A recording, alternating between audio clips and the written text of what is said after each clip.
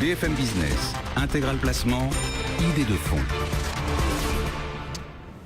Comme chaque jour, on vous apporte des idées pour bien comprendre comment fonctionne le marché avec Frédéric Lorenzini. Bonjour Frédéric. Bonjour Guillaume. Consultant Bonjour chez MCV France. Un auditeur nous écrit sur les obligations. Il demande un peu de pédagogie. Il demande par exemple pourquoi les obligations montent ou baissent. Oui, alors c'est vrai que c'est un petit peu contre-intuitif l'univers des obligations. En fait, quand on investit sur des actions, on peut gagner de l'argent soit avec le dividende, soit avec la plus-value sur le cours de l'action. Avec les obligations, c'est la même chose. Il y a le coupon et puis il y a le cours de l'obligation. Mais il y a quand même des choses importantes à comprendre sur les obligations. C'est que quand les taux montent, le prix du papier, le prix de votre obligation va baisser. Alors on va prendre un exemple concret. Vous avez une obligation qui coûte 100 €, qui ramène 1% et qui est à échéance dans un an. Ça c'est simple. Imaginons que les prix tout d'un coup montent.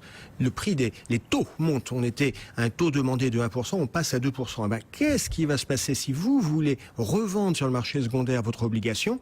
Ce que demandent les investisseurs, c'est plus du 1%, c'est du 2%. Donc si vous voulez vendre, qu'est-ce que vous allez être obligé de faire? Vous allez baisser le prix de votre obligation pour que le rendement s'ajuste sur les nouveaux niveaux de taux. Baisser le prix de l'obligation de combien?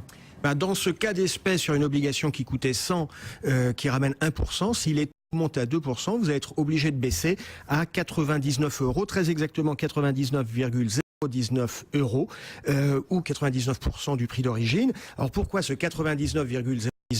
Tout simplement, si vous investissez aujourd'hui, vous achetez une obligation à 99,019, vous mettez un rendement de 2%, dans un an, vous aurez 101 €. Et donc voilà comment on retombe sur ses pattes. Si le taux de mon obligation monte, le prix de l'obligation, lui, recule. Donc si le taux baisse, le prix monte. Vous avez tout compris. On prend la même obligation qui normalement rapporte du 2%.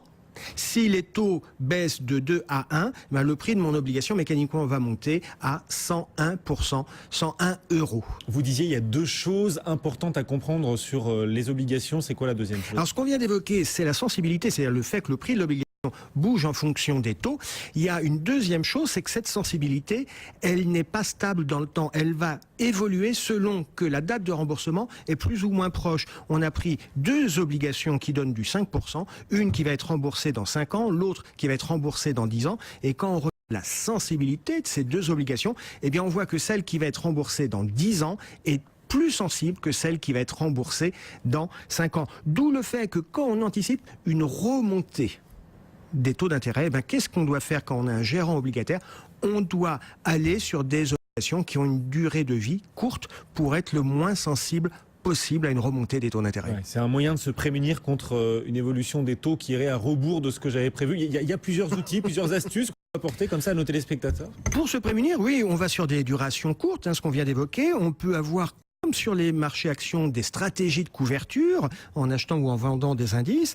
Et puis on va aller sur des obligations qui ont des gros coupons, c'est-à-dire des obligations qui sont censées servir à un taux d'intérêt facial important, parce que ce qu'on constate, plus le coupon est important, moins l'obligation est sensible à l'évolution des taux d'intérêt. Et voilà comment ça marche le marché obligataire, une obligation, et voilà comment vous pouvez vous servir de ce marché, vous aussi particulier. Merci beaucoup. À travers des fonds, on peut notamment acheter des fonds obligataires. Oui, il y a peu de particuliers qui achètent de l'obligation en direct. Ouais. C'est possible, mais c'est un peu sportif. Un peu technique, ouais. Merci Frédéric Lorenzini, consultant chez MCV France. On vous retrouvera